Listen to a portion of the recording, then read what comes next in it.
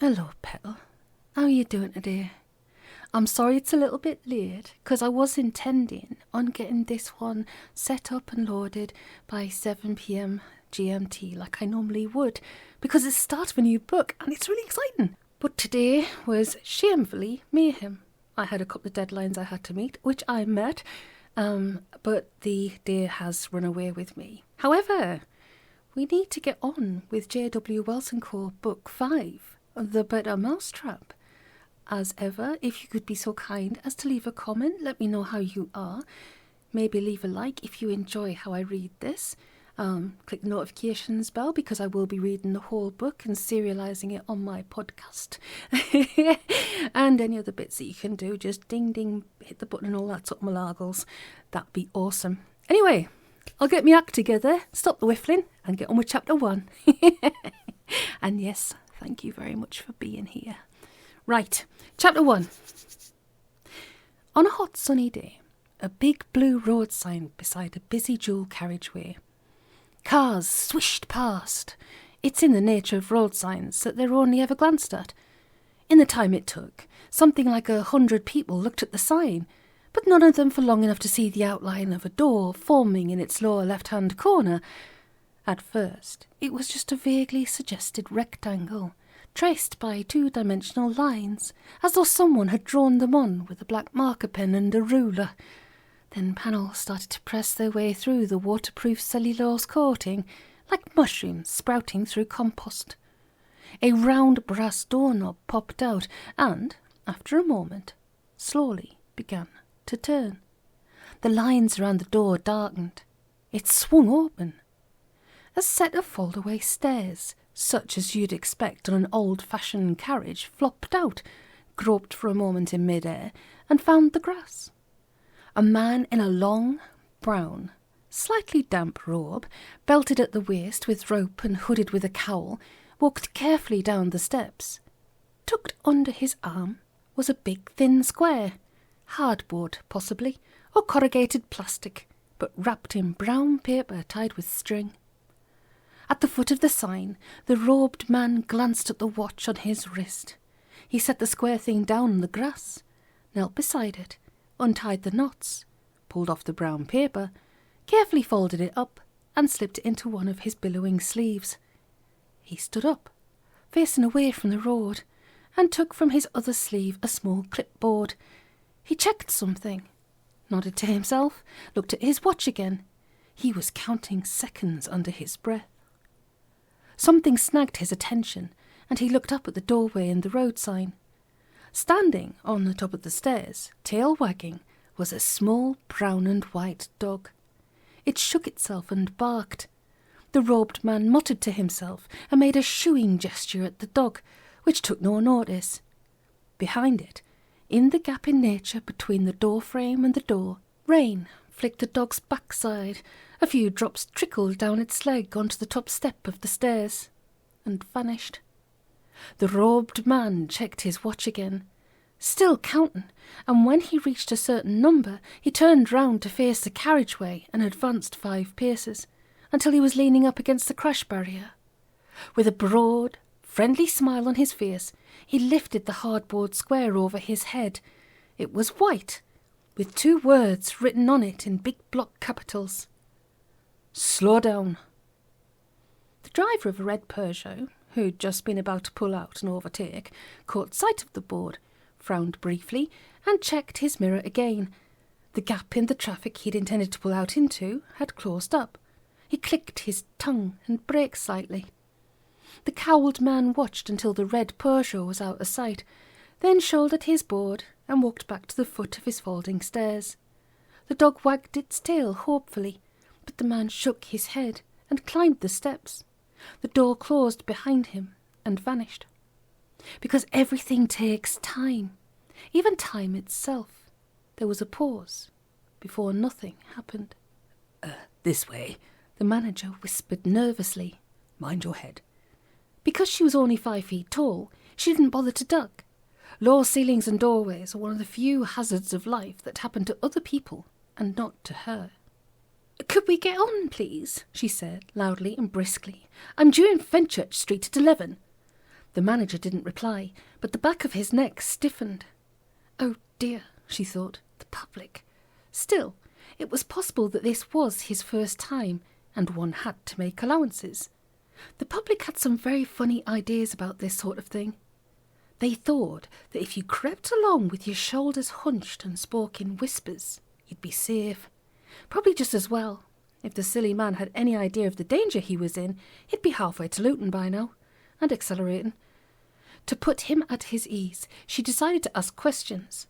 She didn't actually need the data, but the public liked to get involved. Up to a point. How long's it been here, did you say? At least, The manager stopped, straightened his neck, and dropped the whisper. At least 2 days, he said, possibly longer. We can't be sure. We don't come down here very often, after all. I mean, we've got all that expensive CCTV stuff. There shouldn't be any need, but... I know, she said. I expect it was the temperature that gave it away. Humidity level, actually, the manager replied. We have to be very careful about damp, you see, so we monitor the humidity. He frowned. What I don't understand is, if the damp meter registers that it's there, why didn't it show up on the CCTV? It's technical, she said, taking a little grey box from her briefcase and looking at it. All right, she said. This is as far as you go.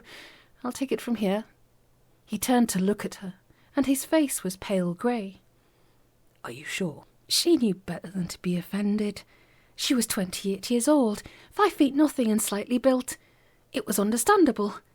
Quite sure, she said, without snapping.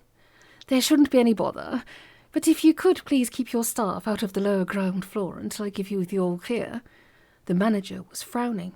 It's just, he said, when we used to use JWW, the chap they sent was, well, taller, and... She smiled at him. She had a nice smile, under different circumstances. Let me see, she said. That would probably have been Ricky Wormtoter. 6'7"-ish, broad shoulders, lots of blonde hair, bit of an accent. That sounds like him, yes. She nodded. Normally she wouldn't get heavy with a client, but it was turning into a long day. Her shoes were rubbing her heels, and she very much wanted to go to the lavatory. Ricky and I trained together, she said. He came second in our year, actually. He's dead now, she added. I'm not. The manager looked at her. Oh. It'll be all right, she said, as reassuringly as she could be bothered to be. If you just go back into the lift and wait for me there. I'll be back as soon as I've finished. Shouldn't take long. If you hear a bang and a loud thump, that's perfectly normal. All right. He turned, walked away for a few steps, paused, and looked back at her. So, if Mr. What's-his-name came second in your year... who? Me. Ah, fine. Pause. Sorry. She waited until his footsteps had faded, then forced herself to relax. Piece of cake, she told herself. Just another day at the office. She shifted the briefcase into her left hand and carried on up the corridor. Usually, she was able to feed off the chauvinism and the patronising comments. A little tiny bit of anger helped, if used properly. This time, though, instead of fueling her resolve, the manager's obvious doubts lay heavy on her stomach, like a hot dog with onions at lunchtime. She wasn't sure why. Maybe it was because he'd dragged Ricky Wormtoter into it, and she'd always loathed Ricky. Maybe it was, of course, perfectly true that she'd beaten Ricky in their finals by a clear 6 marks. But in accountancy, not in this. The smell, oh God, the smell. With a tremendous effort, she put it out of her mind. They smell. So what? Big deal. The smell never killed anyone. It was probably the only harmless thing about them. Even so. She knelt down, laid her briefcase on the tiled floor, and flipped open the catches. There was a theory, Ellison and Maksevich in New Thermatological Quarterly, June 1997, that they generated the smell deliberately to confuse predators and disrupt their concentration. The article she'd read made out a pretty convincing case, but she didn't believe it. She reckoned they smelled bad because they ate a high-fat, low-fibre diet and had no concept of hygiene. To a certain extent, Her views had been shaped by her first encounter with one of the loathsome things in the vaults of the First Mercantile Bank of Cleveland, Ohio. It stood to reason, after all.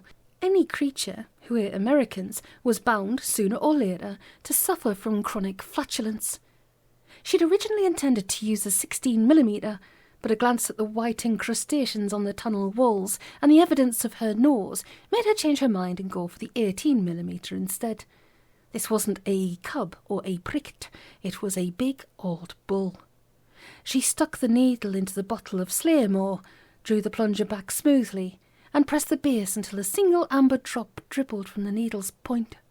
Then she laid the syringe carefully down beside her, unwrapped the pound of fresh raw liver she'd brought on the way over, and injected the Slaymore into it. Piece of cake, she told herself nervously. She left her briefcase leaning against the wall and advanced slowly and cautiously down the tunnel. The smell was getting stronger. It was like breathing poison custard, and under her feet the tiled floor quivered slightly. That was, of course, how you knew you were coming into olfactory range, the point at which you could feel the beating of its trip hammer hard through the soles of your shoes. The vibrations underfoot were starting to give her a headache, not to mention the effect on her unfortunate bladder. Never have a second cup of coffee before going out on a job. She scowled into the grey shadows. This was far enough, her instincts told her. It'll be able to smell the raw meat from here. Then it's just a matter of time. She laid the liver down on the floor, turned and walked back the way she'd just come. Vital, needless to say, not to run at this point. Their huge brains were hardwired to detect the sound of running feet, and once they'd registered it, they had no choice but to pursue, the same way a cat can't help batting at a trailing bit of string. Back to where she'd left the briefcase. She opened it, took out a 2-inch thick wad of typescript, settled herself down with her back to the wall, and began to read. 10 minutes later, she heard the first groan.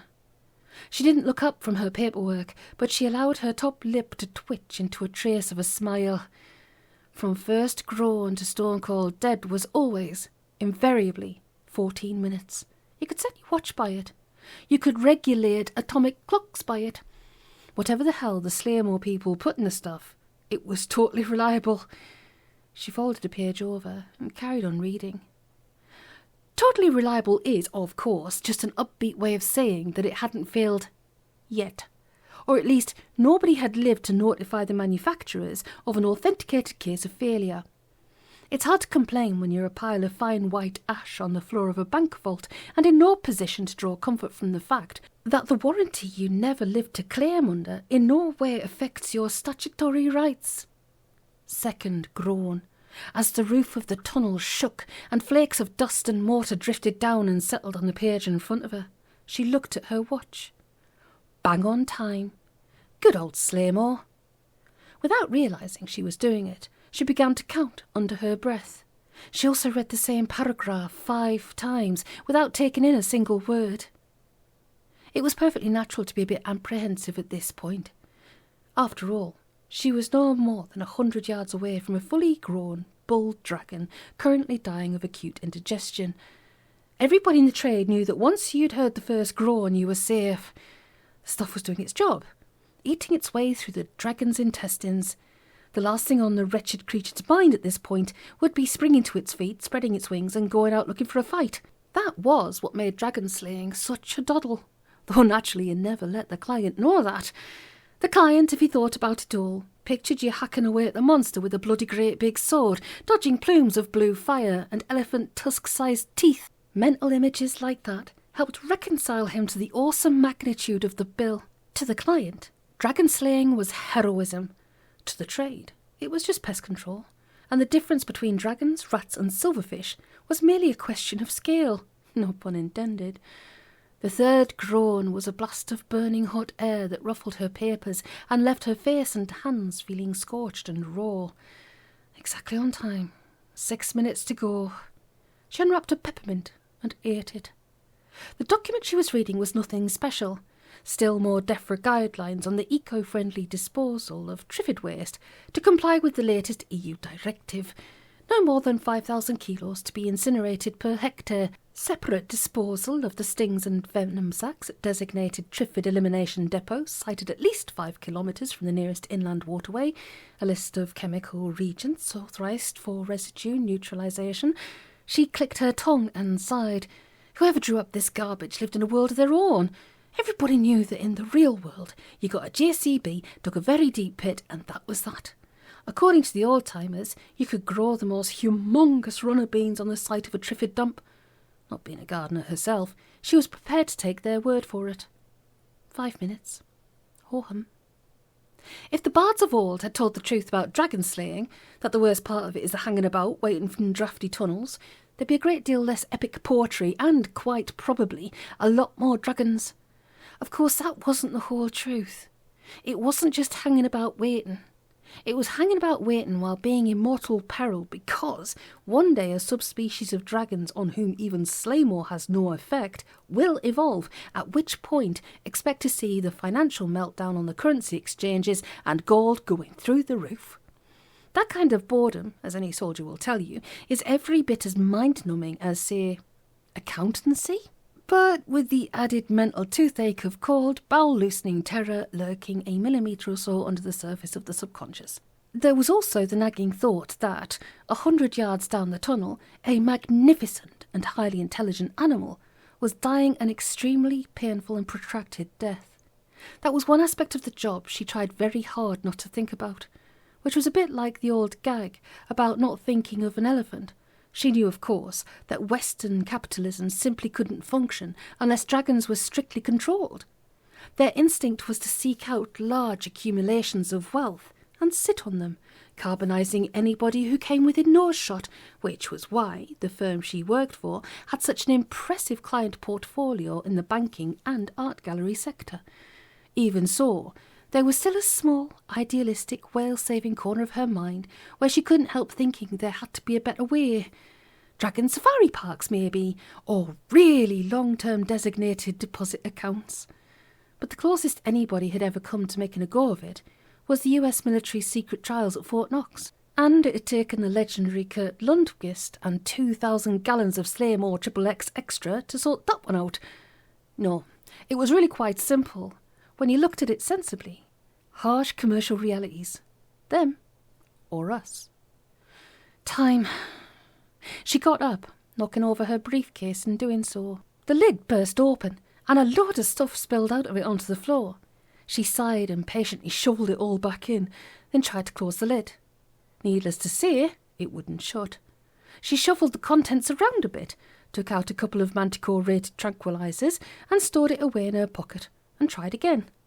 Success. From her other pocket, she took out a small black box, like an old-fashioned photographer's light meter. She turned a dial at the side and watched the needles on the 3 dials. When a dragon dies, the temperature drops, humidity levels rocket, and the ambient Mortensen quotient falls back to a constant 6.339. It was all over, bar the dentistry. Even so, other practitioners, taller, more powerfully built members of the profession, men, like to draw a sword at this point, or at the very least lock and load a 50 caliber Barrett sniper rifle or a rocket launcher. She knew better than that.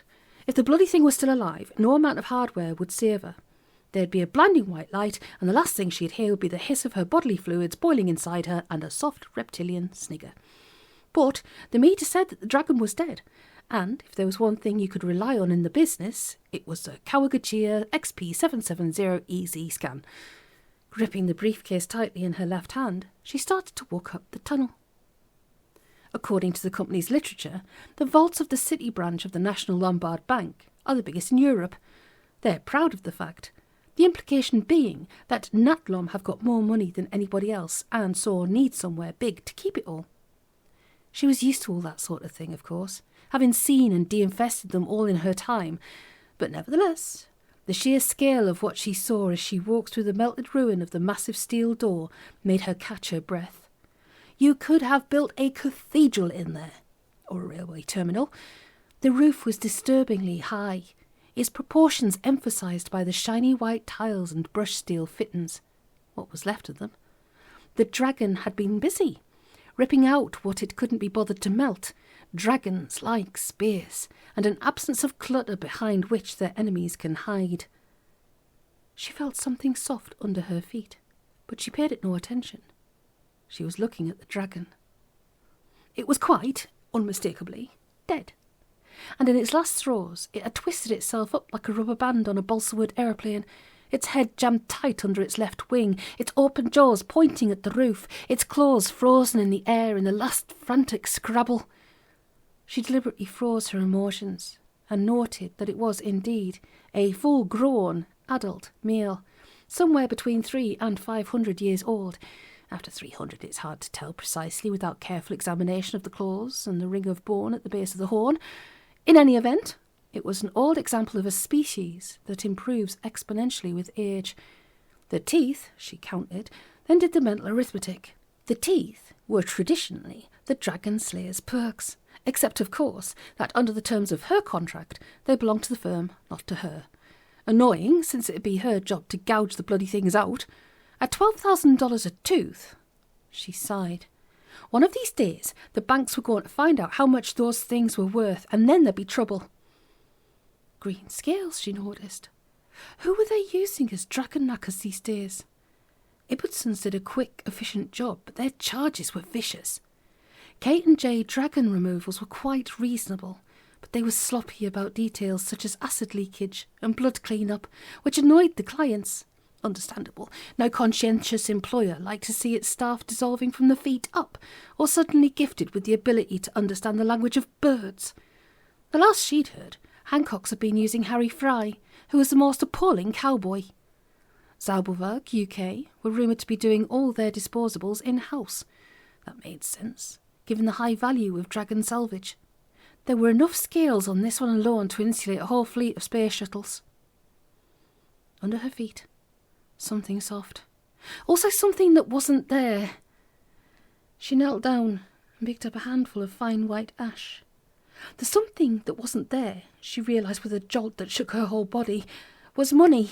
According to the bank, there should be. She took the briefing memo out of her pocket, counted the notes, and swore. And, as well as the cash, there ought to be bonds, securities, debentures, all that sort of thing. A substantial part of the wealth of the country should be down here, neatly parcelled up in bundles and sealed in wrappers.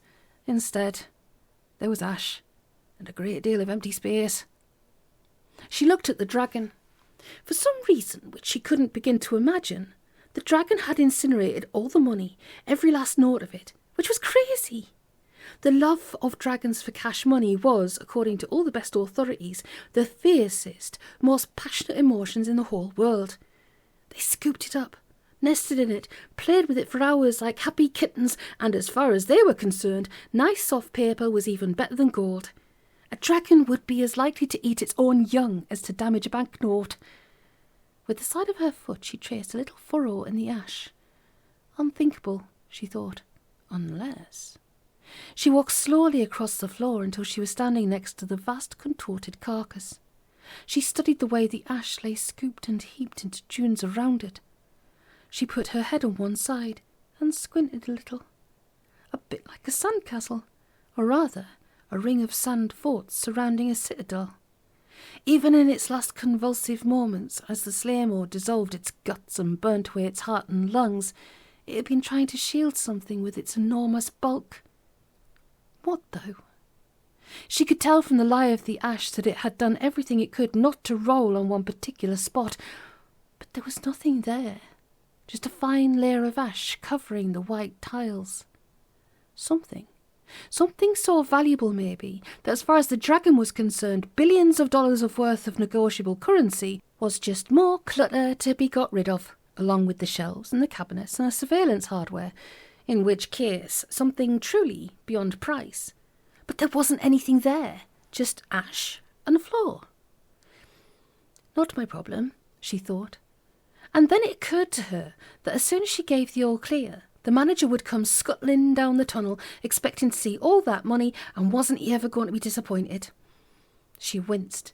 It wasn't her fault, and she'd done a thoroughly professional, efficient job, but she had a strong feeling that the client wasn't going to be happy. Never mind, she told herself.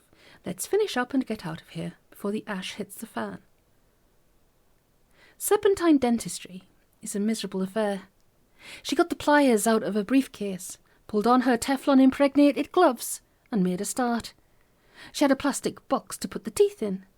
Mercifully, they came out relatively easily, but her wrists and elbows were still painfully sore by the time she'd finished. The key thing, of course, was to make sure you didn't drop one. She clipped the lid onto the box, stuffed it into her briefcase, put away the pliers, took off the gloves, ash powdered under her heel. The next bit, she reckoned, was going to be awkward. She took the phone out of her pocket and thumbed in the number. "All done," she said. "Are you all right? Is it?" "Yes." "And did it do much damage?" Deep breath. "You'd better see for yourself." "Not the shelving," the manager's voice whimpered. "It was brand new last month. God only knows what the board's going to say if we've got to have all new shelving." "I don't think you need to worry too much about that," she said, and rang off. One last look back at the dragon. It was wrong to feel sympathy for it. Anything that big and powerful that allowed itself to be killed by a squirt of chemical hidden in a gobbet of liver was a disgrace to supernature and deserved whatever it got. But all that money, she'd seen yearling dragon colts fight each other to death over a Scottish £5 note. Burning all that money because it wasn't worth anything, because it was irrelevant. She squeezed her brain for an alternative explanation, but there wasn't one. The only possible reason was that it had found something else buried in the vault, something so valuable that, in comparison, money had no meaning. Even in the last stages of a slay or death, it had avoided a small patch of the tiled floor so as not to damage something. But she'd looked. There was nothing there. She was positive there was nothing. After all, she'd looked.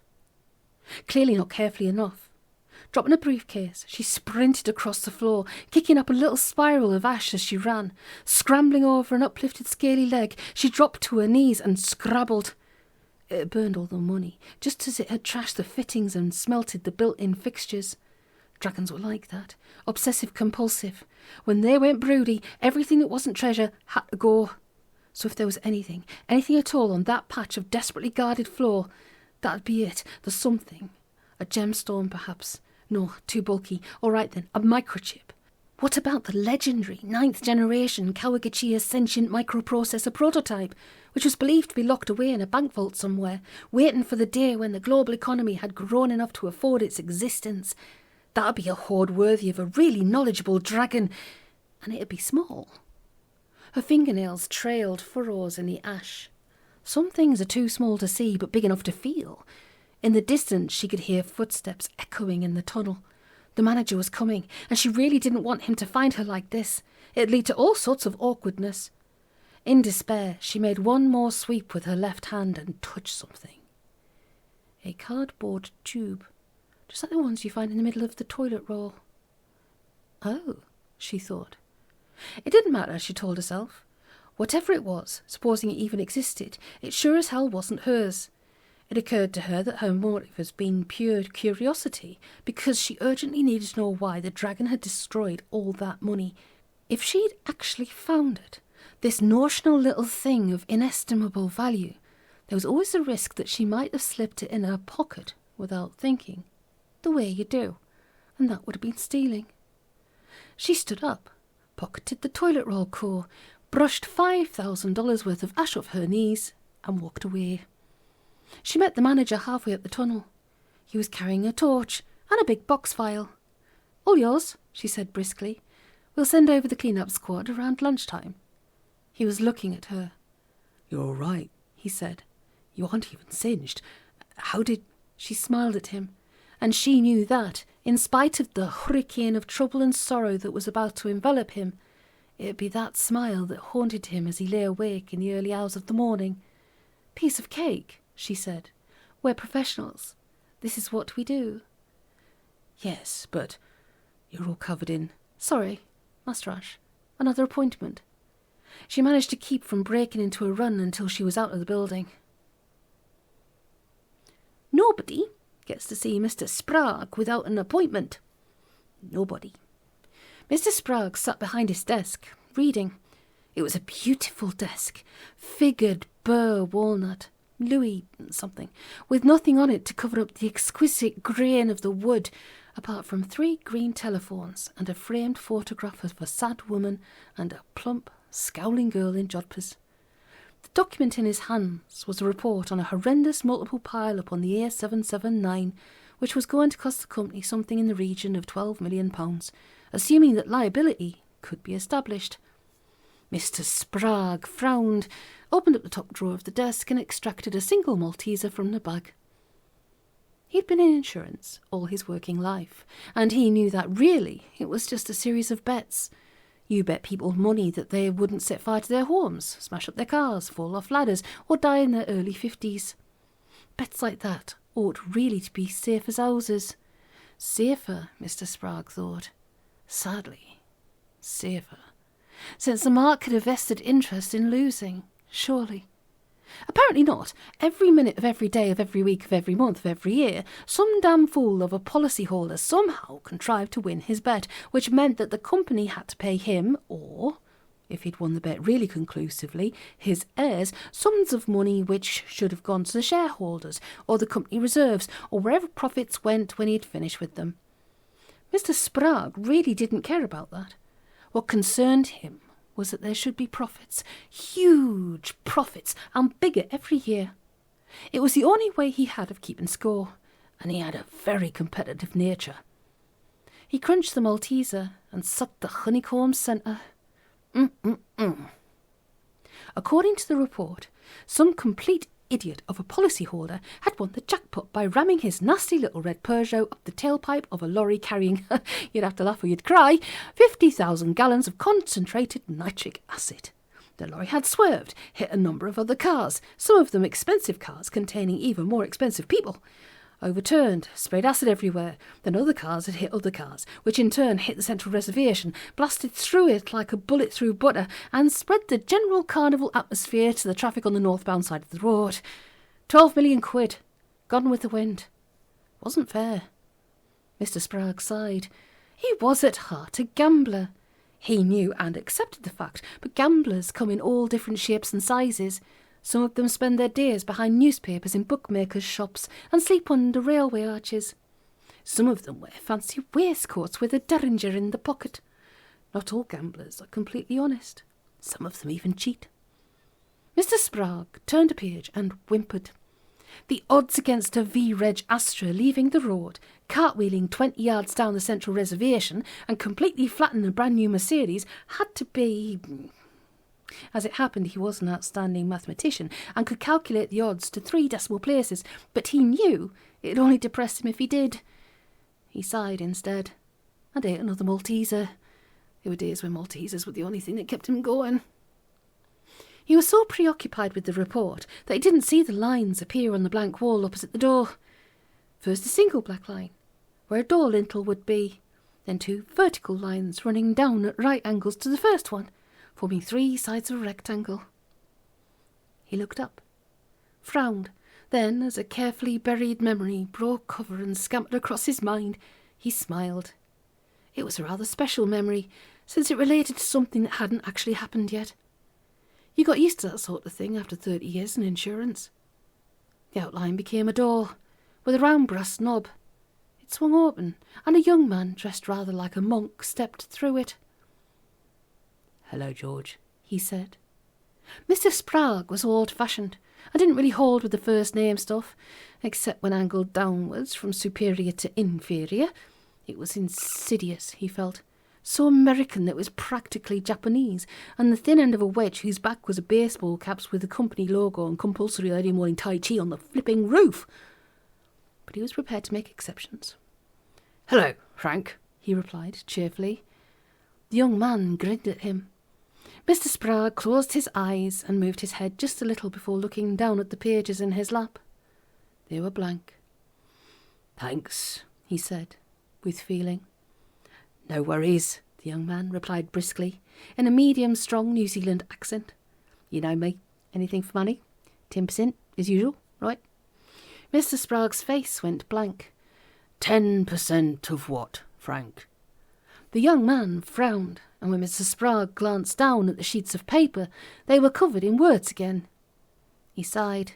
He was pretty sure he understood how the rest of it worked, but he'd never been able to figure out how he did that. Sorry, Mr. Sprague said sheepishly, but you can't blame a man for trying. Frank clicked his tongue. Sure, he said, but not every single bloody time. Mr. Sprague nodded. From the second drawer of his desk he took a cheque-book and wrote out a cheque for £1.2 million, payable to Frank Carpenter. He blew on it to dry the ink, and handed it over. For what it's worth, you also saved 7 lives, not to mention the debilitating injuries, which included... Frank shrugged. Don't tell me, he said. You know I don't like that sort of stuff. He folded the cheque and stuffed it in the sleeve of his robe. It always annoyed Mr. Sprague intensely when he did that. By way of revenge, he asked, Bobby, not with you today? A scowl flickered on Frank's face. No, he said. I'll lift him at... He stopped short as the door wobbled, and a scruffy brown and white dog bundled happily through it, tail wagging. Yes, he amended. Sit, Bobby. Good dog. Bobby. Fucking well, sit. The dog brushed past him, jumped up onto Mr. Sprague's lap, turned around 3 times and went asleep. Mr. Sprague stroked its head gently and smiled. I've tried taking him to training classes, Frank said wretchedly, but it's no good. Last one we went to, he got expelled. Really? Sitting near the dog's a bad example. The dog wriggled a little and snuggled its nose against Mr. Sprague's fly. Fancy, said Mr. Sprague. He opened the drawer again, took a Malteser and fed it into the dog's mouth. The dog crunched it without waking up. One of these days, you've got to tell me how you came... No. Oh, well, said Mr. Sprague. And to a certain limited extent, the look on Frank's face made up for the 1.2 million. Well, he repeated, and his tone of voice was meant to suggest that he was eternally grateful and would never forget what Frank had done for him, but he did have work that he needed to get on with. Another successful mission, then. I expect we'll be in touch again soon. In the meantime... You want me to go away? Frank grinned at him. Fair enough. You know how to reach me. Come on, Bobby. Here, boy. Good boy. Good dog. The dog opened its eyes, yawned and nestled a little more firmly in Mr. Sprague's lap. He likes you, Frank said. Anybody can see that. Odd, isn't it? Mr. Sprague said. I've always thought of myself as a cat person. So I've heard, Frank said, especially when there's a full moon. Oh, look, bless him, he added, with extra syrup. He's so happy. It'd be such a shame to wake him up. Mr. Sprague opened his knees. The dog dropped through them like a stone, landed on all 4s, and wagged its tail. Mind how you go, Frank, and thanks again. Frank walked towards the door in the wall he'd come through. You know what I always say, George, he said. Gratitude and $50 will buy you a... Oh, for crying out loud, you stupid animal. Leave it. I said leave it, he sighed. Oh, well, sorry about that. Not to worry, Mr. Sprague said amiably. I was going to get a new one anyway. Of course, that particular example was 16th century Florentine, but what the heck, we're insured. Frank made a noise in the back of his throat that communicated more than mere words ever could, and pushed open the door. The dog darted between his legs, hurled itself through the gap between door and frame, and vanished in mid-leap. It's just as well, thought Mr. Sprague, that my eyesight's so poor these days that I can hardly see at all without. He quickly took them off and laid them on his desk. My glasses. Otherwise my brain might fool me into thinking I just saw a dog vanish into thin air, and that's not possible. Just as well I didn't see it, in that case. He frowned. There had been all sorts of reasons why, as a young man, he'd opted for a career in insurance. Earning money, acquiring wealth, getting rich and making a fortune, to name a few.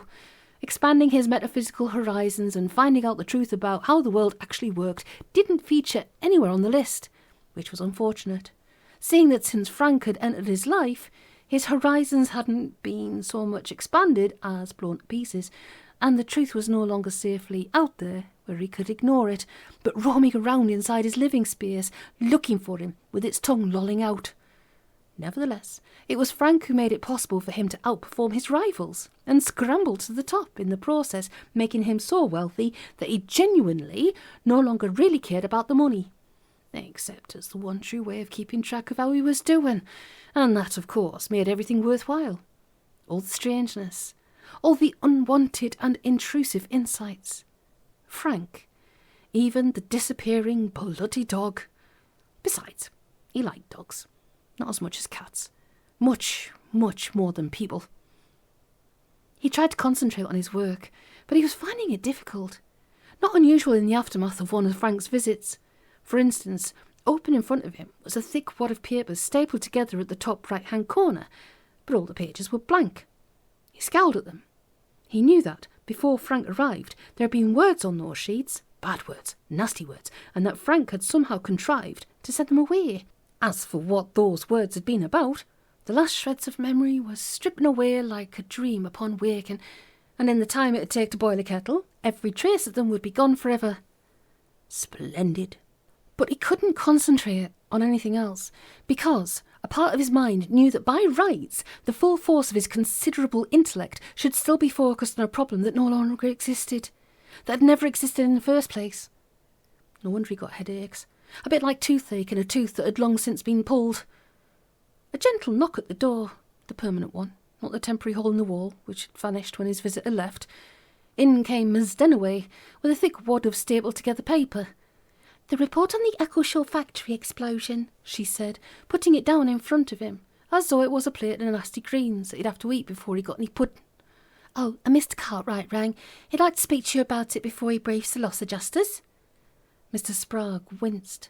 He remembered seeing the TV footage. It wasn't until the next day that he remembered that they covered the Echo Show plant. Tentative as an engineer defusing a bomb, he flicked to the last page and read the double underlined figure at the bottom. So many notes trailing after the integers. Somewhere in the West Midlands, a gambler had just hit the jackpot, though he hadn't lived to enjoy it. Nor apparently had a lot of other people. He sighed. Twice in one day. He thought about ice packs, paracetamol, ibuprofen. He thought about all that money. His fingers did a little dance on the number pad of the nearest phone. 3 electronic burps, and a familiar voice said, "Hello." "Oh well," thought Mr. Sprague. "Hello, Frank," he said. I always love the start of a new book. Exciting. So who's who, what's what, where's when and how. Anyway, let me know what you think. Tell me if you're enjoying it. Let me know how you are. I'm really enjoying that we're all getting together every couple of days for a little bit of Tom Holt. And, what will we do after this series is done? Who knows? Where, when, and how? I'm so sorry, but I'm really, really enjoying this. And I'm so grateful for everybody that comes back to listen to these chapters. So, if you'd like to, please hit that notifications bell. It really does help me and the channel out. If you could hit the like button, share it if you want to, subscribe if you don't already. All of it helps. Every little helps. Or something like that. I don't know. But I shall be back again in another couple of days. I might put up some little meme videos in the interim. I don't know. Haven't decided yet. But I really should start making some more content because I haven't actually made any video content of me since September. I know. Daft, eh? But I'm enjoying my books a lot more, so that's a good thing. Right then, I'll say it again. Look after yourselves, take it easy, and I'll be back in a couple of days. Thanks, Petal.